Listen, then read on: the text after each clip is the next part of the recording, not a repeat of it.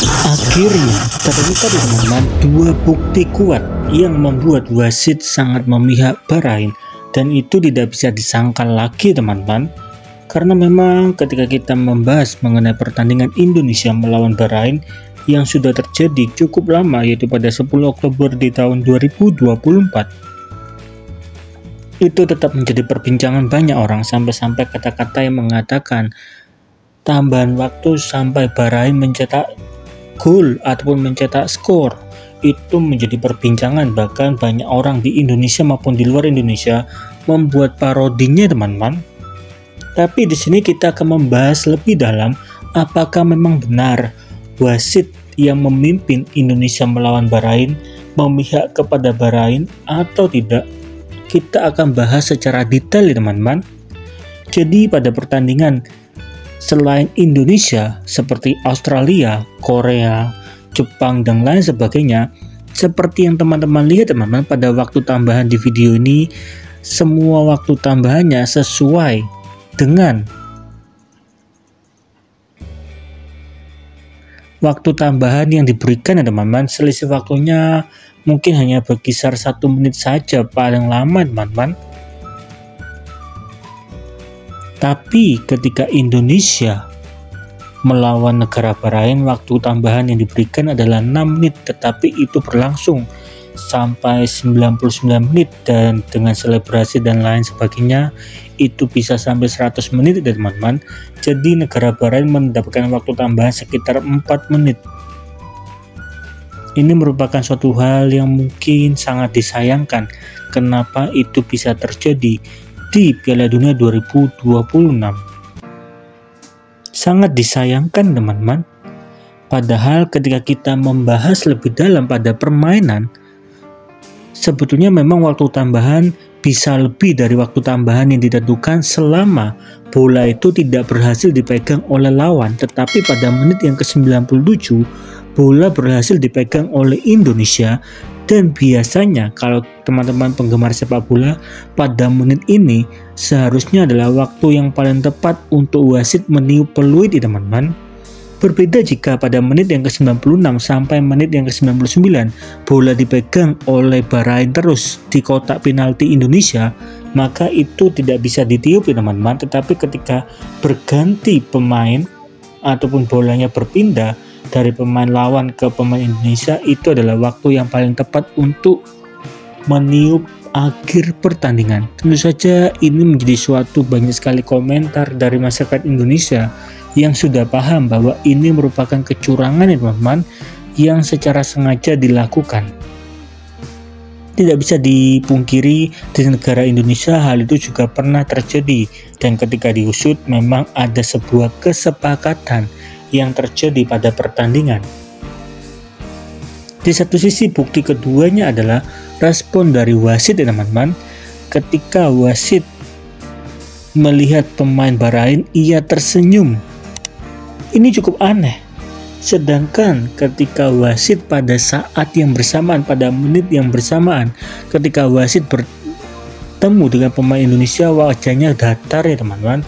Sehingga ketika wasit ini tersenyum melihat pemain Bahrain, maka hal itu semakin memperkuat bahwa memang ada kesepakatan yang terjadi ketika Indonesia melawan Bahrain. Padahal itu terjadi pada menit yang sama. Ini cukup aneh.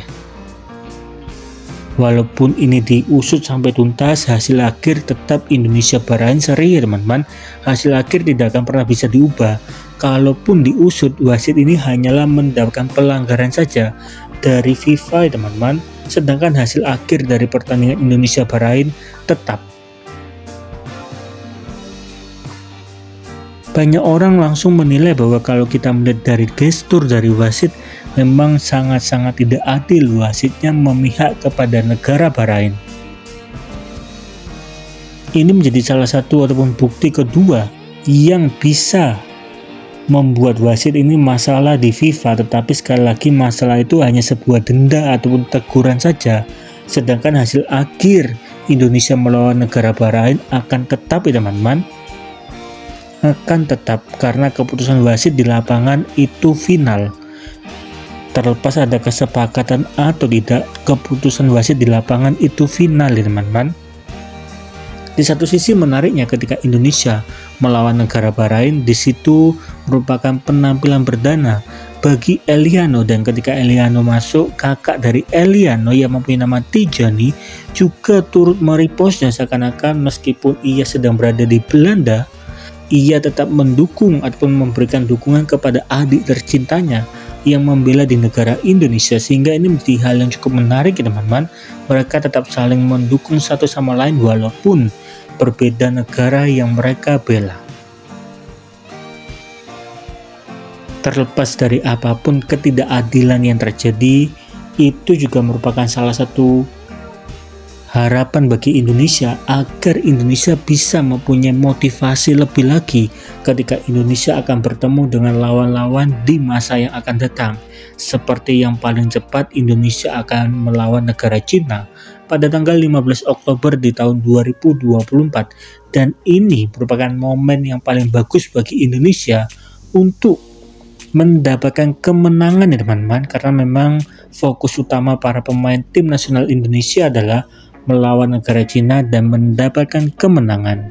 Kalau boleh tahu apa prediksi dari teman-teman ketika Indonesia melawan negara Cina? Coba dong tolong tulis di kolom komentar dari teman-teman sekalian. Kita berharap Indonesia bisa menang ya teman-teman, dengan skor yang cukup jauh agar ketidakadilan dari wasit tidak ada ya teman-teman. Semoga doa dari teman-teman bisa terjawab pada tanggal 15 Oktober di tahun 2024. Harusnya sampai 6 menit aja karena extra time. Itu extra time tidak bisa ditambahin extra time. Tapi kemarin extra time mungkin dia hadiah untuk Bahrain ya. Mungkin motivasi tambahnya untuk menang, karena harusnya pasti mental down, tapi semua mau bangkit setelah itu. Semua mau menang. Semoga kasih motivasi lebih ke lawan Cina. Ada belum terkalah di grup sulit. Mungkin beberapa tahun lalu kita kalah 10-0 di sana. Sekarang hampir menang. Pasti level udah beda. Kita bisa compete dengan Asia Tenggara. Sedikit lagi harus lawan Cina, harus menang 2 kali, mungkin 1 kali lawan Arab di kandang juga. Masih ada peluang, tapi ya setiap game penting sekarang. Saya lupa ya kata Korea, tapi Sintayong selamat ulang tahun, panjang umur, wish you all the best, semoga jadi legenda di sini, dan all the best for your family.